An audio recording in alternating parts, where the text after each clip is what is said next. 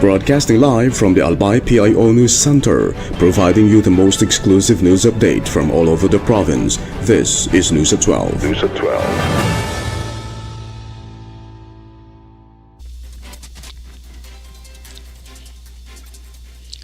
In the local scene, more than 800 child development workers from across Albay are expected to gather on July 24 for Kumusta, conversations with child development workers of Albay at the Albay Astrodome. The event will bring together child development workers, students, and government stakeholders for discussions and knowledge-sharing activities focused on early childhood care and development. Around 750 students from Daraga Community College are also expected to participate in the program. Department of the Interior and Local Government Secretary John Vic C. Remulia will attend as honorary guest and is set to deliver a message and take part in an open dialogue with participants. Organizers said the activity aims to strengthen collaboration among stakeholders and provide a venue for exchanging ideas and best practices in early childhood development. The program will also recognize the contributions of child development workers and reaffirm the province's support for quality early childhood education and development services.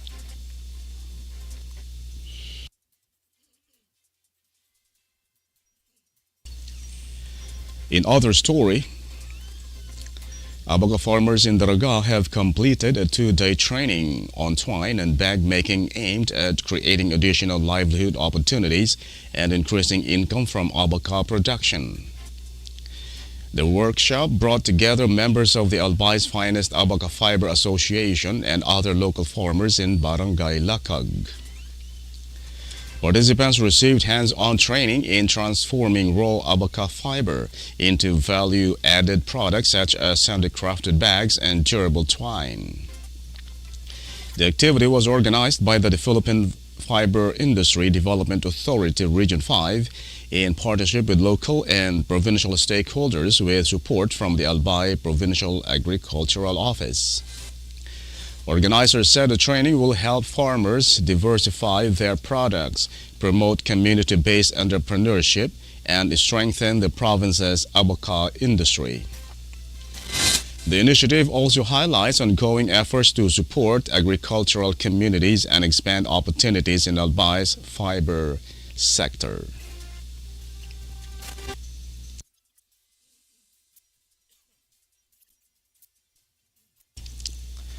In other news, the provincial government of Albay is exploring livelihood and employment opportunities for families living in resettlement communities through a coordination meeting with the Department of Labor and Employment Region 5 and the Albay Public Employment Service Office. The discussion focused on programs that can help improve the economic conditions of resettled families and expand their access to government assistance. Among the opportunities presented were the TUPAD program, the Dole Integrated Livelihood Program, the Government Internship Program, and the Special Program for the Employment of Students. These initiatives offer temporary employment, livelihood assistance, internship opportunities, and skills development support for qualified beneficiaries. Officials also discussed ways to strengthen coordination among agencies and improve the delivery of service to residents of resettlement sites. The provincial government said the initiative is part of its continuing efforts to promote self-reliance, improve living conditions, and create sustainable sources of income for resettled families in Albay.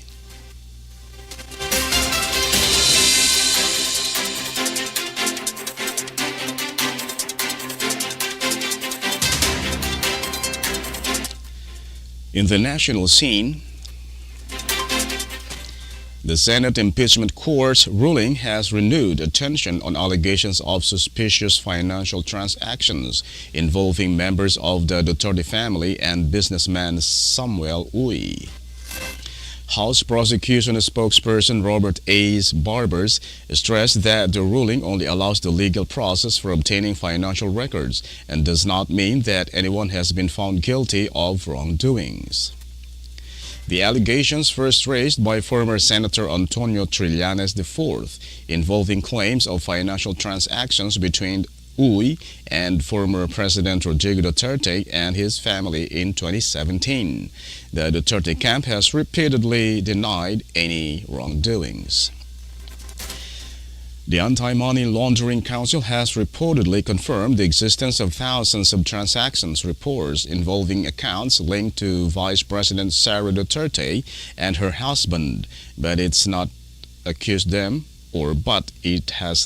them of money laundering or any other crimes.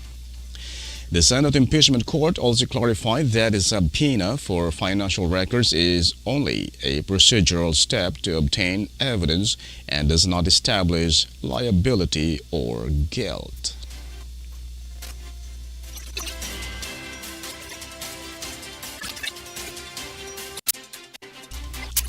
In other story,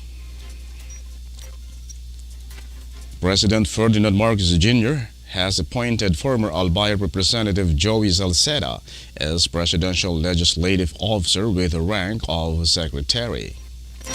Malacanang said Salceda will head the Presidential Legislative Liaison Office, which serves as the President's main link to Congress in advancing the administration's legislative agenda. Salceda, a veteran economist and lawmaker, previously served as Albay Governor and House Representative and chaired the House Committee on Ways and Means. In his new role, Salceda will coordinate with the Senate and House of Representatives to help advance the administration's priority bills.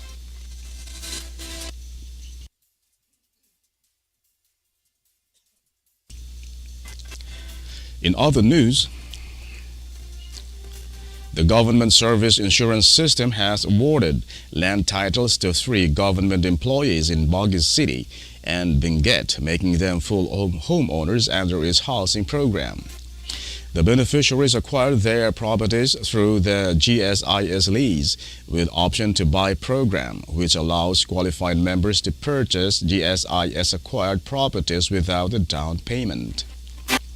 The program offers repayment terms of up to 25 years, lower interest rates than commercial banks, and other payment incentives for qualified members. GSIS said the program has helped more than 5,000 families nationwide become homeowners and supports the government's affordable housing program.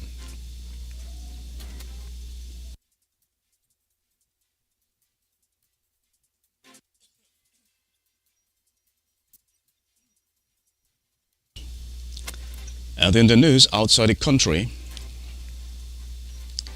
nearly 2,000 children and grandchildren of atomic bomb survivors known as Hibakusha are participating in activities linked to Nihon Nihankyu, the 2024 Nobel Peace Prize winner.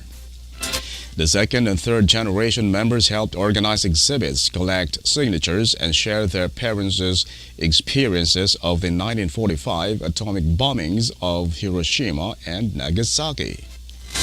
The group faces challenges as Hibakusha age and local organizations close Nihon Hidankyu plans to decide by June 2027 whether the second generation will take over the movement or whether the organization will eventually dissolve. Japan will mark the 81st anniversaries of the Hiroshima and Nagasaki atomic bombings next month, with the average age of Hibakusha now at 86.66 years.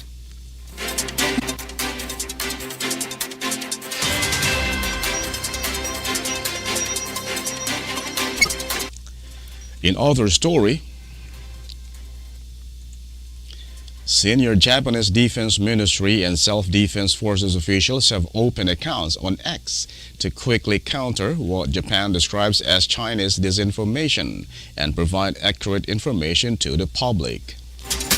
Ministry spokesman Kimihito Aguin opened his account on June 26, followed a week later by General Hiroyuki Uchikura, Chief of Staff of the Ministry's Joint Staff. Both accounts have gained more than 30,000 followers.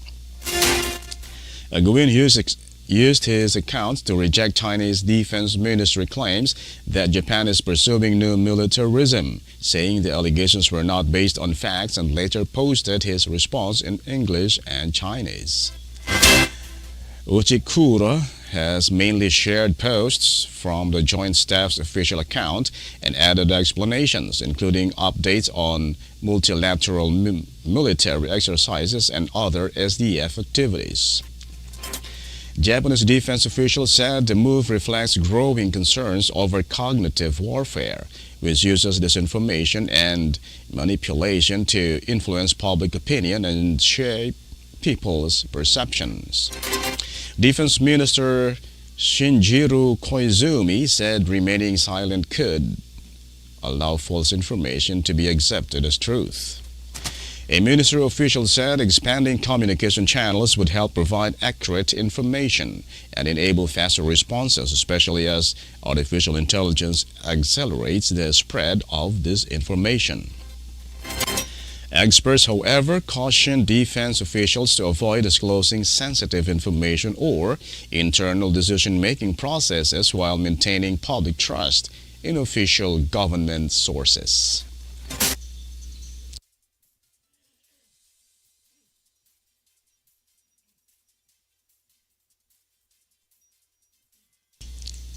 And finally, in the news outside the country, with reference to the Philippines,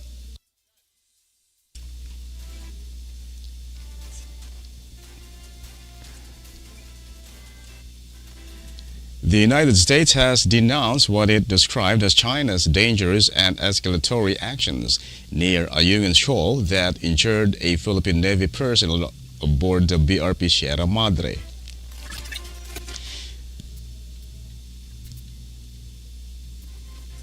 U.S. Ambassador to the Philippines, Lee Lipton, said China's actions threaten regional stability and contrast with the professionalism and discipline of Philippine forces.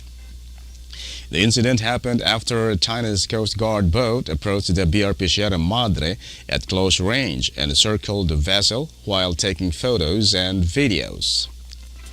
The Armed Forces of the Philippines said its personnel tried to drive the Chinese boat away in a calm and non-confrontational manner, but the Chinese side allegedly responded aggressively.